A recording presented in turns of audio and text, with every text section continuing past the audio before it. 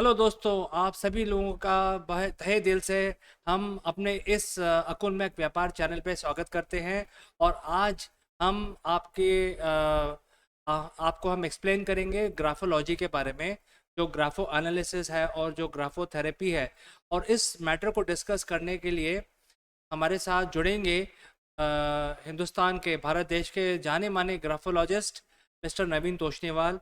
वैसे तो ये एक इंडस्ट्रियलिस्ट है, लेकिन एक हॉबी की तरह ये ग्राफोलॉजी को प्रैक्टिस करते हैं।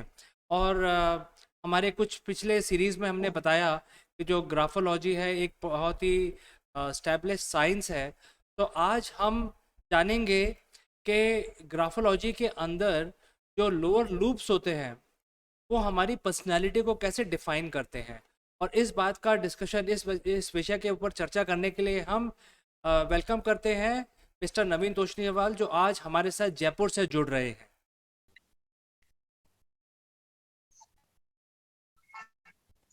हेलो। कैसे हैं आप? उम्मीद करते हैं सब ठीक होगा। सब कुछ ठीक चल रहा है Naveen ji. Welcome to the show.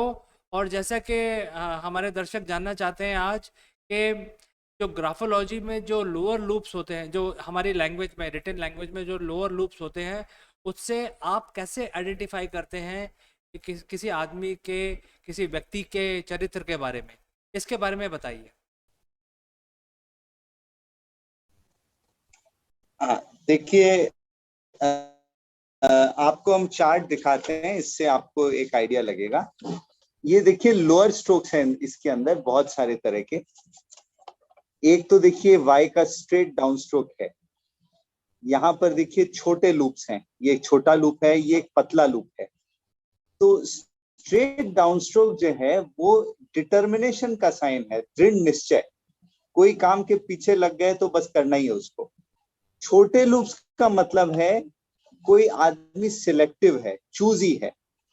वो बहुत चूज करता है कि हमको ये करना है, ये नहीं करना है, ये पहनना है, ये नहीं पहनना है, ये खाना है, ये नहीं खाना है। और चूजी का एक अच्छा एंगल भी अगर देखें तो वो अपने फ्रेंड्स को चूज करने के लिए बहुत सोचेगा, भाई किससे दोस्ती करें नहीं करें। तो ये चूजी होने के साइन है। नैरो लूप, पतले लूप इस तरह के, और नैरो लूप। अच्छा, फिर आप देखिए यहाँ पर एक बड़ा लूप है वाई में। उसी तरह उससे भी बड़ा लूप है वाई के अंदर। ये लूप्स दिखाते हैं एक पर्सन जो क्रिएटिव है, उसका दिमाग बहुत क्रिएटिव है और उसका इमेजिनेशन, काल्पनिक शक्ति बहुत अच्छी है। तो इस तरह के लोग जो है आर्टिस्ट बन सकते हैं, राइटर्स बन सकते हैं, या कोई क्रिएटिव काम करने में बहुत सक्षम रहेंगे। जितना बड़ा लूप उतना ही ज्यादा क्रिएटिविटी है उनके अंदर। अब आप देखिए जी में भी एक बड़ा लूप आ रहा है।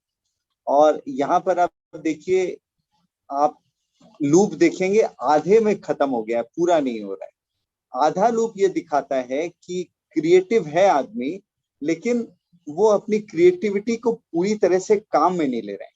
क्रिएटिविटी अधूरा है या अनयूज्ड है, कि अनयूटिलाइज्ड है, पूरी तरह से काम नहीं ले रहे उसका।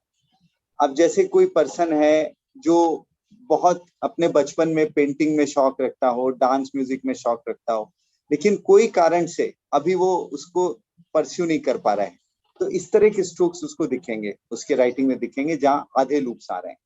तो ये हुआ क्रिएटिव पर्सन जो अपनी क्रिएटिविटी यूज नहीं कर रहा है। यहाँ देखिए ये जी जो है एक एट की तरह है, बहुत बड़े लूप के साथ एक एट की तरह है।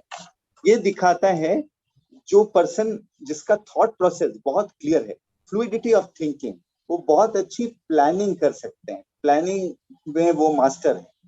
आज जैसे उठ के प्लानिंग किया कि आज हमको ये करना है, इसको फोन करना है, इससे बात करनी है, यहाँ यहाँ मीटिंग्स है, तो वो बहुत अच्छे से प्लान करेगा और बहुत अच्छे से एग्जीक्यूट भी करेगा। इस तरह के अगर स्ट्रोक्स हो, यहाँ पर आप देखिए एक वाई स्ट्रेट फिनिश हो रहा है और इसमें एक स्विंग है, आगे लंबा सा एक स्विंग है। ये दिखाता है इनिशिएटिव, एक आदमी जो इनिशिएटिव लेके काम को शुरुआत करने में सक्षम। देखिए डिटर्मिनेशन एक चीज है, कोई चीज को पुश करके आगे बढ़ना और करना है, लेकिन इनिशिएट करें तभी तो डिटर्मिनेशन काम आएगा ना। तो ये इनिशिएटिव के स्ट्रोक्स हैं इस तरह के। और यहाँ पर फिर से आपको दिखाया है आधे लूप्स हैं, जो दिखाता है क्रिएटिविटी पूरा यूज नहीं कर रहे। तो इससे आपको एक आइडिया लग जाएगा लोअर लूप्स का क्या महत्व है। हाँ साहब, बिल्कुल इससे आइडिया हमें लगा। लेकिन मेरा ये सवाल है कि हर इंसान अलग अलग तरीके से अपने लूप्स बनाता है। मतलब इस चीज़ को बताना बड़ा ही मुश्किल है कि भाई आप ऐसे ही लूप बनाओगे या आप इस तरह से ही करोगे। हर एक का अपना अपना लूप होता है। तो ये कितने कॉम्बिनेशन होंगे? जैसे आप एक्सपर्ट हैं, तो कितने सारे कॉम्बिनेशन आपको अपने दिमाग में रखने पड़ेंगे किसी का विश्लेषण करते समय, किसी के लैंग्वेज का विश्लेषण करते समय? मेरे ख्याल से न्यूमरस है, बट आपका क्या ख्याल है इस बारे में? देखिए क्या है, कोई भी अगर हैंडराइटिंग एनालिसिस करवाते हैं तो आपको पहले भी बताया कि पूरा पेज का एनालिसिस होता है। एक पूरा पेज हम मंगवाते हैं। पेज मंगवाने से क्या होता है कि बिल्कुल क्लियर हो जाता है कौन से स्ट्रोक कितनी बार रिपीट हो रहे हैं। जितनी बार रिपीट हो रहा है, जितनी ज्यादा रिपीटिशन आ रहे हैं एक स्ट्रोक के, वो उसके पर्सनालिटी का अहम हिस्सा है। तो ये कोई भी स्ट्रोक हो या कोई भी लूप हो, उसके रिपीटिशन हम लोग देते हैं, ये असेस देखते हैं, ये असेस करने के लिए कि कितना उसके अंदर कौन सा ट्रेड ज्यादा आ रहा है या क्या उसके अंदर ज्यादा महत्व रखता है उसके पर्सनालिटी में। वैसे जैसे आपने अभी लूप के बारे में बताया, तो आपने पिछली दफ़ा इसका भी जिक्र किया था कि स्लांट्स होते हैं। जैसे टी का आपने एक उदाहरण लिया था लास्ट टाइम। तो आज हमें स्लांट्स के बारे में भी कुछ बताएंगे, जैसे कोई किसी और अल्फ़ाबेट में जिसमें स्लांट्स होते हैं, जिससे कि जो उसके रिजल्ट्स हैं वो उसके विपरीत हैं जो टी में आपने देखा। ऐसे कोई स्लांट्स आप जो उदाहरण देना चाहें आज? ये देखिए, हम आपको जनरल स्लैंट का बताते हैं, सिर्फ टी का नहीं। जनरल स्लैंट मतलब पूरी हैंडराइटिंग, राइट टिल्ट भी हो सकती है इस तरह से, स्ट्रेट भी हो सकती है, और लेफ्ट टिल्ट भी हो सकता है, उसमें लेफ्ट की तरफ टिल्ट हो सकता है। ये देखिए एक चार्ट के थ्रू हमने दिखाया है कि डिग्री ऑफ स्लांट कितना है। ये स्ट्रेट है, ये बैक स्लांट है, ये डिग्री ऑफ फ्रंट स्लांट है। फ्रंट स्लांट दिखाता है जो एक बहुत एक्सप्रेसिव और इमोशनल पर्सन है, जो अपने इमोशंस और फीलिंग्स को शो करेगा। उसको गुस्सा है तो दिखाएगा, अगर खुश है तो भी वो दिखाएगा। स्ट्रेट हैंडराइटिंग दिखाता है एक कंपोज्ड पर्सन, जल्दी से अपने फीलिंग शो नहीं करेंगे। लेकिन इसका एक पॉजिटिव एंगल भी है, अगर कभी कोई इमरजेंसी सिचुएशन आ जाए तो उसको बहुत ठंडे दिमाग से, बहुत अच्छे से वो हैंडल कर सकते हैं उसको। वो स्ट्रेट राइटिंग का डिपिक्शन है, एक कूल पर्सन, काम पर्सन, जो कंपोज है, इमरजेंसीज को अच्छे से मीट आउट कर सकते हैं। लेफ्ट स्लैंट हैंडराइटिंग दिखाता है एक पर्सन जो रिजर्व है, फीलिंग्स बहुत ही मुश्किल से दिखाएंगे। वो बहुत ज्यादा लेफ्ट स्लैंट हो तो वो इंट्रोवर्ट भी हो सकता है, बहुत ही ज्यादा उससे कुछ भी निकलवाना हो तो बहुत मुश्किल है, उसके दिमाग में क्या चल रहा है मालूम नहीं पड़ेगा। तो अब देखिए, ये डिग्री ऑफ, जितना राइट स्लैंट उतना ही एक्सप्रेसिव पर्सन है, जितना लेफ्ट स्लैंट उतना ही रिजर्व पर्सन है। तो इससे आपको एक जनरल स्लैंट का आइडिया लग जाएगा। ओवरऑल हैंड राइटिंग का स्लैंट, इसमें सिर्फ टी बार की बात नहीं कर रहे हैं, वो कभी अगले एपिसोड में हम लोग चर्चा करेंगे उसकी। वैसे जैसे जैसे हम बात आपसे करते जा रहे हैं, वैसे वैसे हमें लग रहा है कि बहुत कॉम्प्लिकेटेड आर्ट है, इसके अंदर काफ़ी कॉम्प्लिकेशन हो सकते हैं। जैसे आज के ही चर्चा के अंदर आपने दो चीज़ हमें बताई। वो ये है कि जैसे लोअर लूप है वो कुछ डिस्क्राइब करते हैं, और जो स्लांट है कुछ डिस्क्राइब करते हैं। इन दोनों चीज़ों का कॉम्बिनेशन कुछ और डिस्क्राइब कर सकता है। तो आपको क्या लगता है कि कितनी बड़ी हैंडराइटिंग होनी चाहिए एक आदमी का को के नेचर के बारे में पता लगाने के लिए? एक पेज होना चाहिए या आधा पेज होना चाहिए या दो पेज होने चाहिए? आपको क्या लगता है कि कितना पेज मिनिमम रिक्वायरमेंट है कि पता लगा सके कि इस आदमी के बारे में, उसके चरित्र के बारे में पता लगा सके?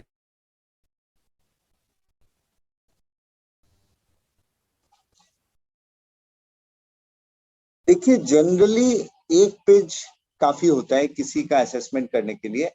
जितना आप टेक्स्ट देंगे उतना ही रिपीटेशन दिखाई देता है और उतना ही एक्यूरेटली वो एनालिसिस होगा।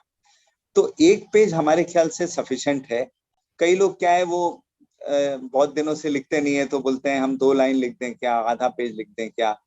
उसमें देखिए कुछ चीजें जरूर मालूम पड़ जाएगी लेकिन एक्यूरेसी कम हो सकती है और उतनी सारी चीजें नहीं पता लगाई जा सकती जितने कि पूरे पेज के अंदर मालूम कर सकते हैं। तो एक पेज लिख के अगर भेजें तो बहुत अच्छे से और प्रॉपरली एनालिसिस हो जाएगा। वैसे हम ये बात कर रहे हैं और हमने देखा है इंटरनेट पे कई लोग बोलते हैं, कई लोग काफ़ी लोग बोलते हैं कि भाई आप सिर्फ अपना हमें सिग्नेचर या शॉर्ट नेम लिख के भेज दीजिए और अब हम उसी से ही पता लगा लेंगे कि आपके मस्तिष्क में क्या चल रहा है। तो आपके हिसाब से ये कहाँ तक सही है?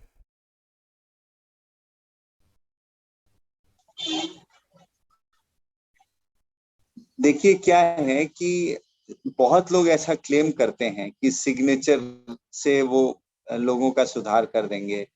आपने सुना होगा कुछ एस्ट्रोलॉजर्स बोलते हैं कि सिग्नेचर में अपस्लांट होना चाहिए, नीचे एक लाइन लगा के 2 डॉट लगा दीजिए वो अच्छा होता है। लेकिन उसका कोई लॉजिक हमको तो समझ में नहीं आया क्योंकि एस्ट्रोलॉजी एक बिल्कुल अलग साइंस है और ये कई एस्ट्रोलॉजर्स ये चीज बोलते हैं तो उसका कोई कैरेक्टर एनालिसिस या सुधार से हमारे हिसाब से कोई कनेक्शन नहीं है। ये बहुत ही डिबेटेबल चीज है और समहाउ इस पे हम ज्यादा विश्वास नहीं करते हैं क्योंकि आप देखिए सिग्नेचर के अंदर क्या है, 7 8 या 10 अक्षर आ जाएंगे, उससे ज्यादा तो कुछ आने वाला है नहीं। तो इतने छोटे से कंटेंट में कैसे आप किसी का एनालिसिस कर सकते हैं, कैसे आप किसी का पर्सनैलिटी असेसमेंट कर सकते हैं, वो पॉसिबल ही नहीं है। तो सिग्नेचर से सिर्फ एक आध चीज मालूम पड़ जाए तो पड़ जाए, लेकिन वो भी कोई श्योरिटी नहीं है कि वो उससे मालूम पड़ेगा कि नहीं पड़ेगा। तो अपने लिए तो एक एनालिसिस के लिए प्रॉपर फुल पेज पूरा टेक्स्ट होना चाहिए एनालिसिस के लिए, सिग्नेचर का कोई महत्व नहीं है। हाँ, मैं इस बात से सहमत हूँ। मुझे ऐसा लगता है कि सिग्नेचर से ज़्यादा कुछ पता नहीं लगाया जा सकता। लेकिन जैसे आपने कहा कि अगर आप एक पेज लिख के दें और कोई व्यक्ति आपसे अपनी थेरेपी कराना चाहे, तो आपने पहले बताया था हमारे को कि पहले 3 हफ्ते का प्रोग्राम होता है। लेकिन जैसे 3 हफ्ते में आप कुछ चेंजेस बोलेंगे और वो जो व्यक्ति है उसकी प्रैक्टिस करेगा और फिर 3 हफ्ते बाद रिव्यू करेंगे आप, या बीच बीच में रिव्यू करेंगे।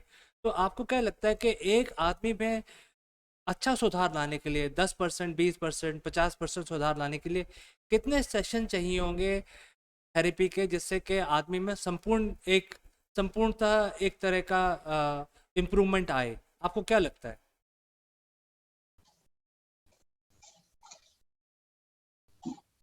देखिए ये कोर्स जो है ना थेरेपी का 3 वीक्स का होता है और इसमें 10% या 20% का सवाल ही नहीं है। अगर इसको थेरेपी को प्रॉपरली और डेडिकेटेड मेथड से किया जाए, इस विश्वास के साथ किया जाए कि हाँ हमको ये थेरेपी करने से सुधार आएगा, तो ये 100% सुधार आ जाएगा इसके अंदर। जिस जिस भी ट्रेड्स के लिए हम लोगों ने थेरेपी किया है, किसी का विल पावर बढ़ाना है, किसी का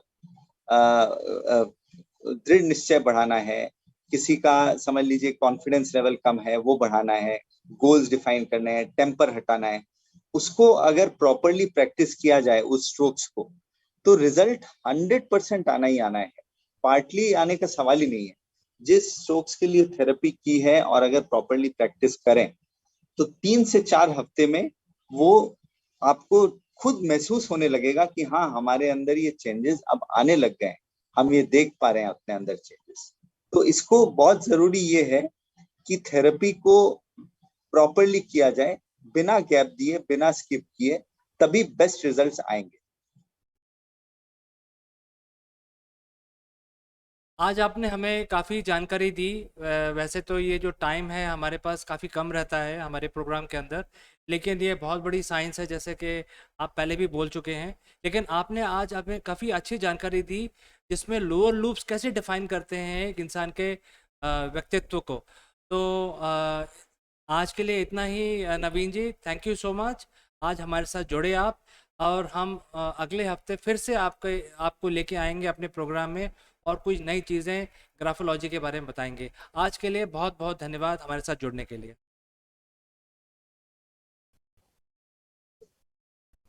थैंक यू वेरी मच, बहुत अच्छा लगा। जल्दी मिलेंगे नेक्स्ट वीक, कुछ और आपको नई चीजें बताएंगे।